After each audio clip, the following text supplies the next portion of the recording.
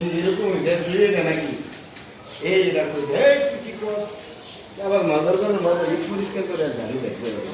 আর বলছি তো খাওয়া ঠেলে যা আমরা কথা বলতে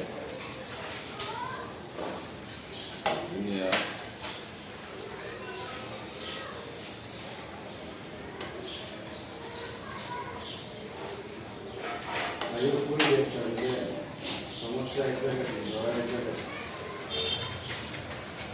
তারপর আজকে রাখলে